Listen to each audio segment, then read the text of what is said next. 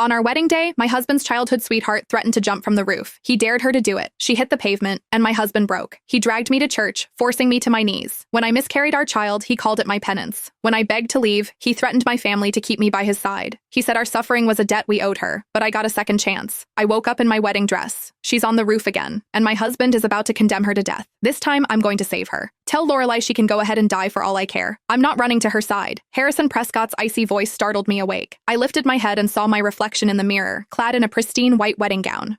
I had been reborn. I was back at my lavish wedding, held in one of New York City's most exclusive hotels. Back to the day I once believed was the happiest of my life. Behind me, Harrison's expression was hard, his tone laced with impatience. In my last life, I was pathetically grateful he had chosen me. Now, all I could see was the frantic worry churning beneath his frustration. He had fallen in love with Lorelai long ago, but, for the sake of the Prescott family name, had chosen me, the trophy wife from a respectable family of academics. It wasn't until after Lorelai's death that he went mad with a twisted sort of love, imprisoning me as his penance for losing his soulmate. He prayed for her, but he wouldn't spare our child. The world praised his devotion and condemned me as a shameless homewrecker. They said I deserved it. No one knew that it was Harrison who had relentlessly pursued me for 4 years. He was the one who had approached me first. In the end, I was the one who bore all the blame. The injustice of it all burned. Now that I have a second chance, I refuse to make the same mistake. I gently tugged on Harrison's sleeve. Harrison, you should go see Lorelai. He stared at me in disbelief. After all, in the past, I would fly into a jealous rage whenever Lorelai's name was mentioned. My sudden change of heart caught him completely off guard. Harrison's brow furrowed at my serious expression. You want me to leave you on our wedding day for another woman? Evelyn, are you trying to hand the tabloids a field day? I scoffed inwardly. Gossip couldn't kill me. He could.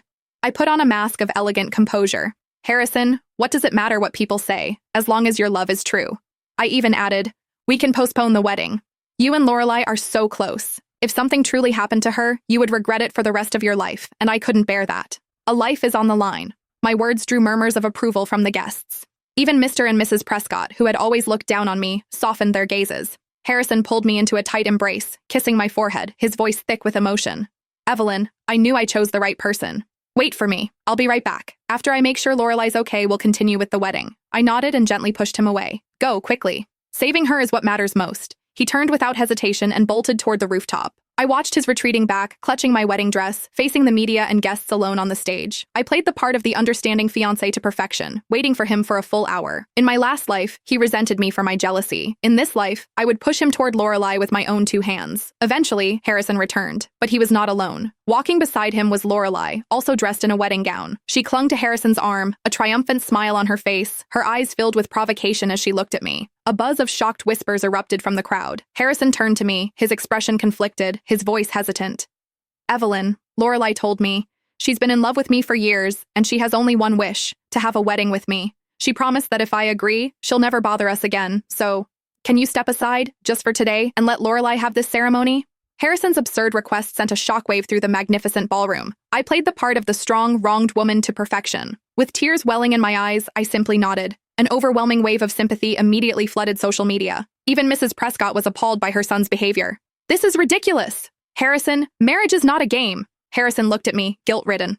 Evelyn, this is my fault. I will make it up to you. The guests whispered among themselves, some with pity, others with scorn. I remained composed, a mask of quiet strength on my face. Lorelai immediately retorted, it was Harrison who saved me, not you. Her words sent the guilt-ridden Harrison into a rage. Lorelai! If it weren't for the friendship between our families, I wouldn't have even bothered with you. He scolded. Evelyn has suffered enough because of you. Shut your mouth. Lorelai's eyes reddened with hurt. She lowered her head and softened her tone.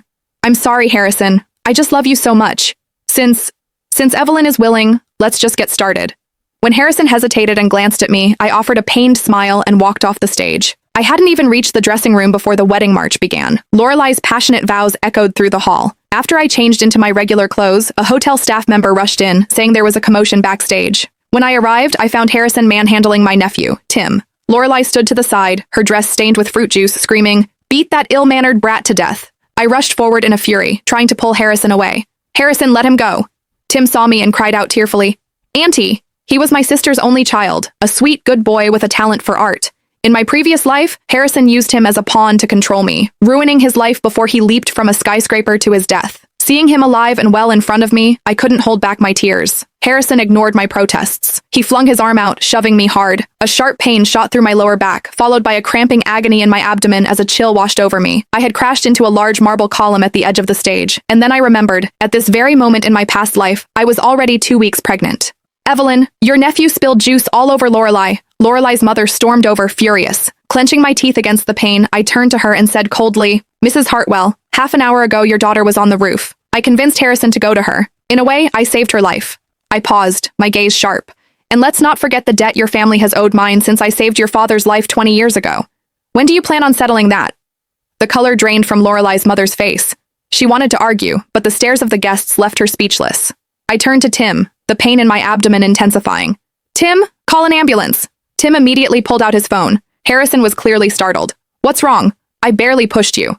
She's just faking it for attention, Lorelai sneered. Harrison's frown deepened. Is that true, Evelyn? I don't appreciate these sympathy plays. Just then, Lorelai suddenly clutched her chest and let out a pained groan. My heart. It hurts so much. She crumpled to the floor. Harrison instantly abandoned me, rushing over to scoop her up, yelling, Doctor! Get a doctor! He carried Lorelai through the crowd, his face etched with worry. The ambulance arrived quickly. Before I could say a word, Lorelai's mother shrieked and ran toward the paramedics. Doctor, save my daughter! Then, someone roughly pushed me aside. I looked up angrily and saw Harrison holding Lorelai. Without a trace of remorse, he said matter-of-factly, Evelyn, you just fell. Lorelai has a heart condition. It's not the same. Let her get on the ambulance first. I'll have my driver take you. The pain in my abdomen was getting worse. I shook my head. No. I need to go to the hospital. Lorelai's mother rushed in front of me and slapped me hard across the face. You bitch! How dare you compete with my daughter for an ambulance? Harrison avoided my gaze and said, Mrs. Hartwell is just worried. Evelyn, be mature about this. And just like that, he walked past me with Lorelai in his arms and boarded the ambulance. As the sirens disappeared into the distance, I collapsed to the ground in agony. The next moment, someone pointed at my legs and screamed in horror, Oh my God! She's bleeding! There's so much blood!